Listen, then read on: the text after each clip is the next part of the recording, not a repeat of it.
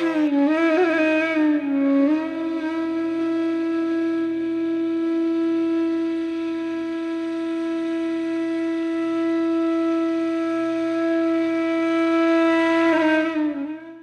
നമോ ഭഗവതേ വാസുദേവായ. നമസ്തേ സജ്ജനങ്ങളെ. അനന്തപുരിയിലെ വിവിധ ക്ഷേത്രങ്ങളെക്കുറിച്ചും ക്ഷേത്രങ്ങളിൽ നടക്കുന്ന ഉത്സവങ്ങളുടെയും ആചാര അനുഷ്ഠാനങ്ങളുടെയും ഭക്തി നിർഭരമായ ചടങ്ങുകളെ ജനഹൃദയങ്ങളിൽ എത്തിക്കുന്ന ഹരിപ്രിയ പ്രൊഡക്ഷൻസ് ഇന്ന് ഭക്തി നിർഭരമായ നാരായണീയ പാരായണോത്സവത്തിൻ്റെ വീഡിയോയിലേക്ക് സജ്ജനങ്ങളെ സ്വാഗതം ചെയ്യുന്നു. അഖില ഭാരത നാരായണീയം തിരുവനന്തപുരം ജില്ലാ സമിതിയുടെ ആഭിമുഖ്യത്തിൽ 2024 മാർച്ച് 3-ാം തീയതി തിരുവനന്തപുരം ആനയറ വെൺപാലവട്ടം ദേവീക്ഷേത്രത്തിൽ വച്ച് സാന്ദ്രാനന്ദ ദിനോത്സവം എന്ന പേരിൽ നടക്കുകയുണ്ടായി. രാവിലെ 6 മണി മുതൽ വൈകുന്നേരം 6 മണി വരെ നടന്ന നാരായണീയ പാരായണത്തിൽ വിവിധ ഗ്രൂപ്പുകൾ പങ്കെടുക്കുകയും കൂടാതെ വിശിഷ്ട വ്യക്തികളായ ഡോക്ടർ ഉണ്ണികൃഷ്ണൻ നമ്പൂതിരി അവർകൾ, ശ്രീ മംഗളം രാമസ്വാമി അവർകൾ, ശ്രീ ചെങ്കൽ സുധാകരൻ അവർകൾ, ഡോക്ടർ പൂജപ്പുര കൃഷ്ണൻ നായർ അവർകൾ, നാരായണീയ രത്നം ശ്രീ ഹരിദാസ് ജി അവർകൾ എന്നിവരുടെ പ്രഭാഷണങ്ങളും തുടർന്ന് ഗോപികാ നൃത്തങ്ങളും നടക്കുകയുണ്ടായി. ഇവിടെ നടന്ന പരിപാടിയുടെ പ്രസക്ത ഭാഗങ്ങളെ സമന്വയിപ്പിച്ചുകൊണ്ട് ഹരിപ്രിയ പ്രൊഡക്ഷൻസ് ഈ വീഡിയോ ഭക്തിപുരസ്സരം ഭഗവത് തൃപ്പാദങ്ങളിൽ സമർപ്പിച്ചുകൊള്ളുന്നു. സാന്ദ്രാനന്ദ ദിനോത്സവത്തെക്കുറിച്ചുള്ള നിങ്ങളുടെ വിലയേറിയ നിർദ്ദേശങ്ങളും അഭിപ്രായങ്ങളും കമൻറ്റ് ബോക്സിൽ എഴുതി അറിയിക്കുക. ഈ വീഡിയോ നിങ്ങൾക്ക് ഇഷ്ടപ്പെട്ടിട്ടുണ്ടെങ്കിൽ ഭഗവത് നാമമായ ഓം നമോ ഭഗവതേ വാസുദേവായ എന്ന ദിവ്യനാമം കമൻറ്റ് ബോക്സിൽ എഴുതി അറിയിക്കുക.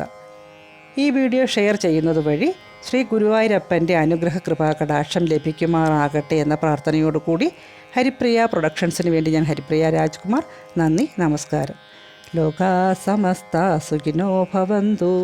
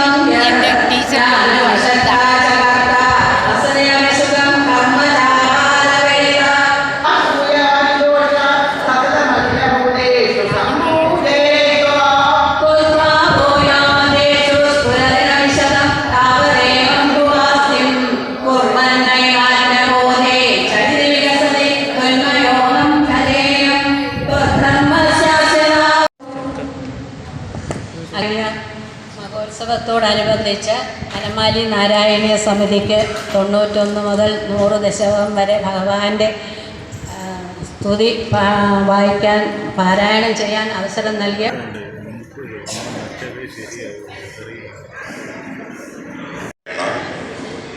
ബന്ധപ്പെട്ട് ആ ചിന്തയിലൂടെ ഇരുന്ന് നമ്മെ അനുഗ്രഹിച്ച് അനുഗ്രഹ പ്രഭാഷണം നടത്താനായിട്ട് നാരായണീയവുമായി ഏറ്റവും കൂടുതൽ ചേർന്ന് നിൽക്കുന്ന നമ്മുടെ എല്ലാവരെയും ഗുരുനാഥനായ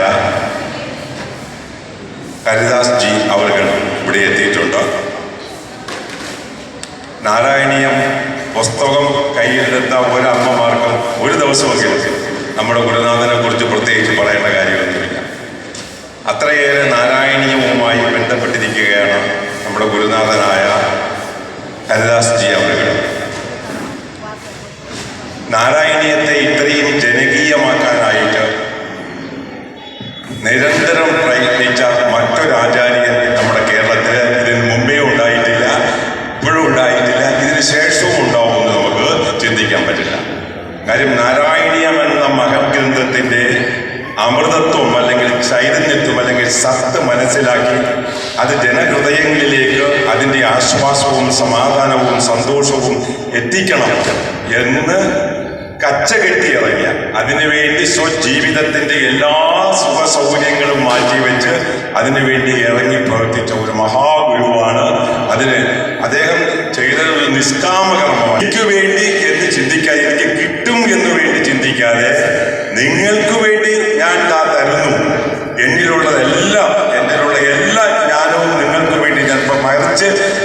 മനസമാധാനവും സന്തോഷവുമായി ജീവിക്കുക എന്നൊരൊറ്റ മറുപടിയെ അദ്ദേഹം നമ്മളിൽ നിന്ന് പ്രതീക്ഷിക്കുന്നുള്ളൂ. ഇത്രയേറെ ത്യാഗം ഈ നാരായണത്തിന് വേണ്ടി ത്യാഗം സഹിച്ച ഒരു മഹാഗുരുവിനെ നിങ്ങൾക്ക് കാണാൻ സാധിക്കും. വാസ്തവത്തിൽ നാരായണീയത്തോടൊപ്പം ചേർത്ത് പാരായണം ചെയ്യേണ്ടയും ഓർമ്മിക്കേണ്ടയും ഒരു നാമമാണ് അവരുടെ നമ്മുടെ മഹാഗുരുവായ ഹരിദാസ്. സർവവ്യാപിയും സർവജ്ഞനും സർവശക്തനുമായ ആ സർവേശ്വരൻ എൻ്റെ ബുദ്ധിയിൽ പ്രകാശിച്ച് എന്നിലൂടെ വാക്കുകളായി പ്രവഹിച്ച് നിങ്ങളുടെ മനസ്സിനെ രമിപ്പിക്കട്ടെ. തുളസി മാഹാത്മ്യമാണ് എന്നോട് പറയാൻ പറഞ്ഞിരിക്കുന്നത്. ശ്രീമദ് ദേവി ഭാഗവതത്തിൽ ഉള്ളതാണത്.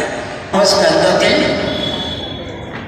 15 മുതൽ 25 വരെയുള്ള 11 അധ്യായങ്ങളിലാണ് തുളസി മാഹാത്മ്യം വർണ്ണിച്ചിരിക്കുന്നത്.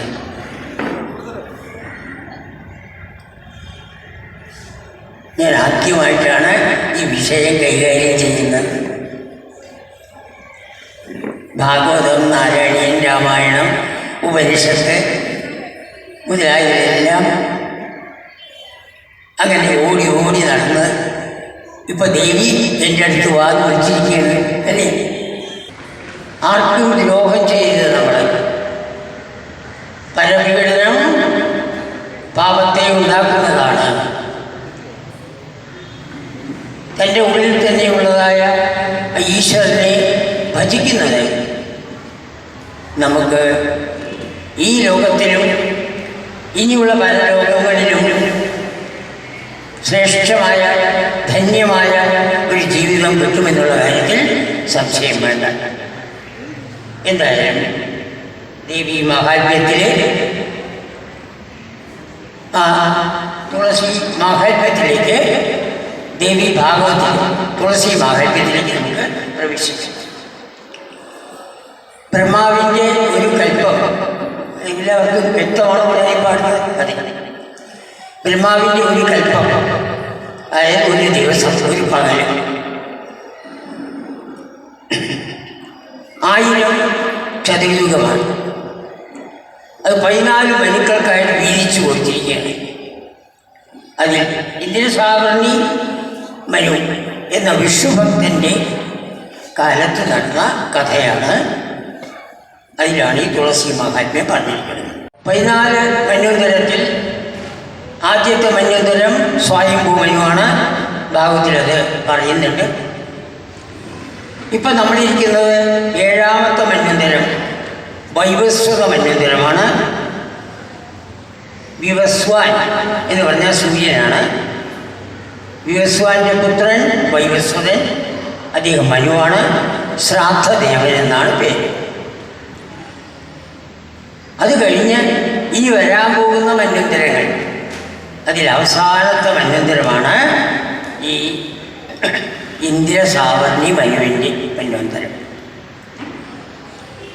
ഇതൊക്കെ എത്രയോ തവണ നടന്നു കഴിഞ്ഞതാണ്. ഓർമ്മ വേണം. നമ്മളെ സംബന്ധിച്ച് ഇന്ദ്രസാവർണി മനുവിൻ്റെ കാലം വരാൻ പോകുന്നേ ഉള്ളൂ. ബ്രഹ്മാവിൻ്റെ ഓരോ പകലിലും ഇതെല്ലാം നടക്കണം. അങ്ങനെ ഇന്ദ്രസാവർണി മന്വന്തരത്തിൽ 2 രാജാക്കന്മാർ, ആ 2 രാജാക്കന്മാർ അവരുടെ ഐശ്വര്യം ക്ഷയിച്ചു വരുന്നു. ലക്ഷ്മി ദേവിയുടെ കടാക്ഷമില്ലാതായി. അപ്പോൾ ഭക്തജനങ്ങൾ പറഞ്ഞിട്ട് ഭഗവാൻ അവർക്ക് പ്രേരണ നൽകിയിട്ട് അവരോട് ലക്ഷ്മി ദേവിയെ ഭജിക്കാൻ പറഞ്ഞു. ആരാണ് ആ 2 രാജാക്കന്മാർ? കുശധ്വജൻ, ധർമ്മധ്വജൻ. കുശധ്വജൻ, ധർമ്മധ്വജൻ. അതിൽ കുശധ്വജൻ്റെ കാര്യം നോക്കാം ആദ്യം. അത് രാമായണ കഥയുമായി ബന്ധപ്പെട്ടതാണ്. കുശധ്വജൻ്റെ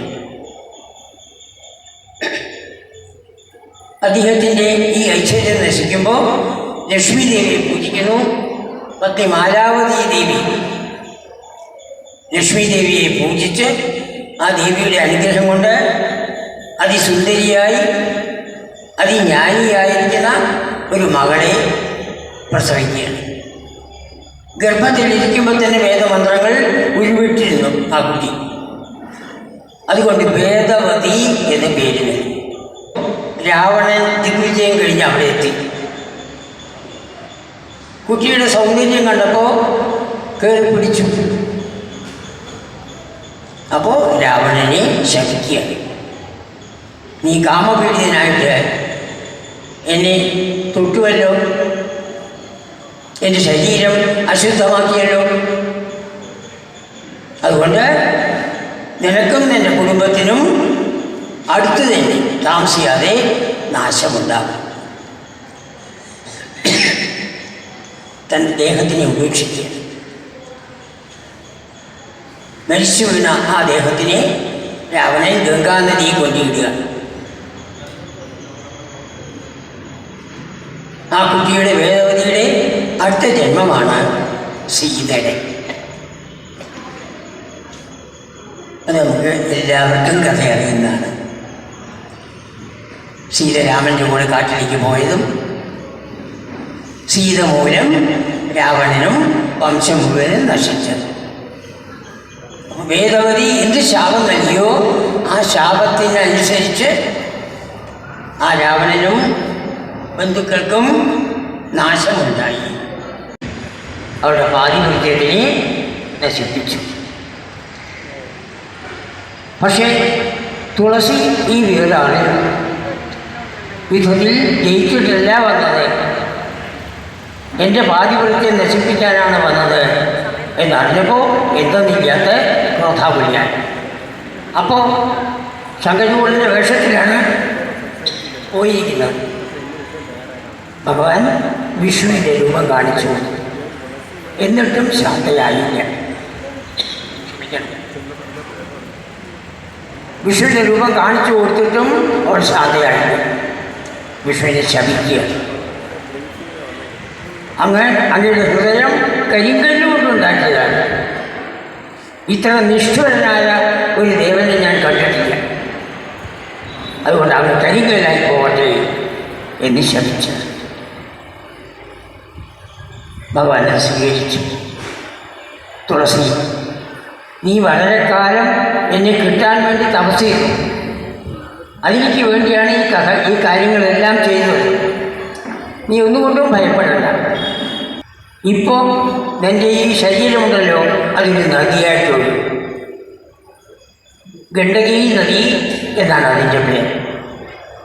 നീ എന്നെ ശപിച്ചുവല്ലോ, കല്ലായി പോകട്ടെ എന്ന്. ഈ ഗണ്ഡകി നദിയുടെ തീരത്ത് ഒരു പർവ്വതം പോലെ, കരിങ്കല്ല് കൊണ്ടുള്ള ഒരു പർവ്വതം പോലെ ഞാൻ നിൽക്കും. അവിടെ ധാരാളം ജന്തുക്കൾ വരും. ആ ജന്തുക്കൾ കടിച്ച് ഈ കല്ലെല്ലാം ഉരുണ്ട് വരും, സാളഗ്രാമമായിട്ട് വരും. അതുകൊണ്ട് ഭക്തന്മാർക്ക് എല്ലാവർക്കും എന്നെ പൂജ ചെയ്യാൻ കഴിവുണ്ടാവും.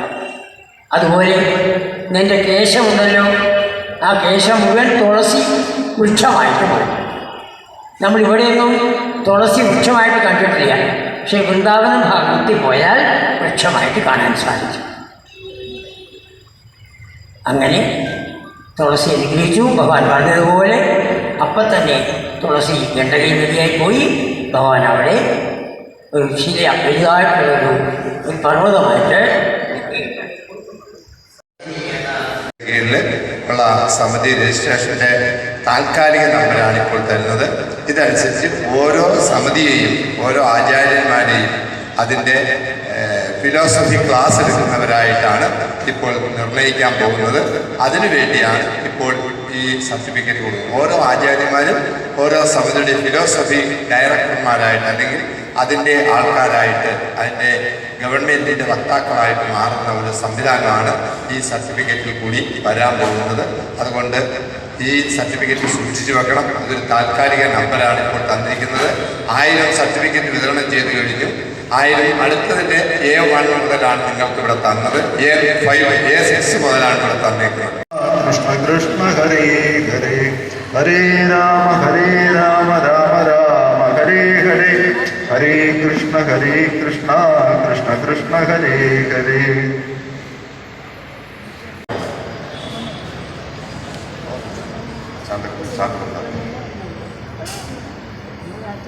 ഭാരതക്ഷേത്ര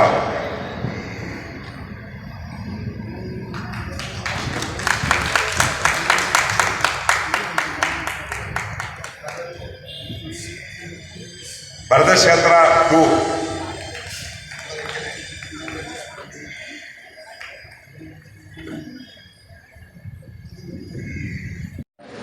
ശ്രീ ഗണേശ സത്സംഗം സൗവർണ്ണ അതാണ്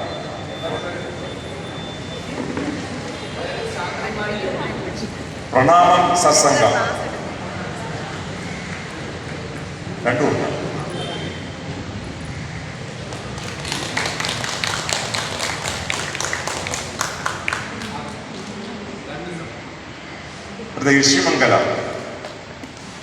ഋഷിമംഗലം സമിതി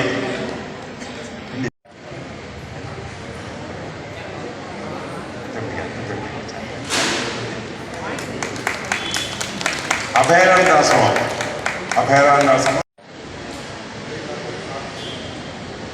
ലാവണ്യ സത്സംഗ സമിതി ഉണ്ടോ?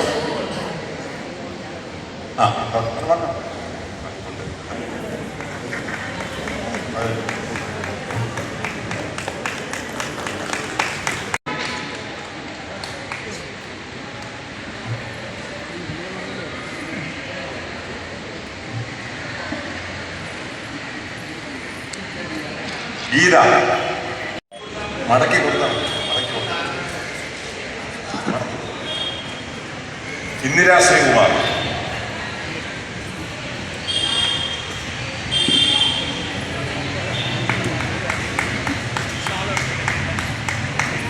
MP ശാന്തകുമാരി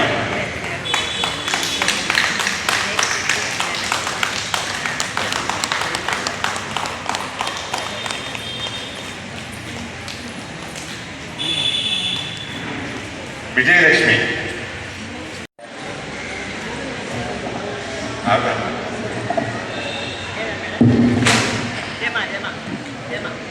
രമ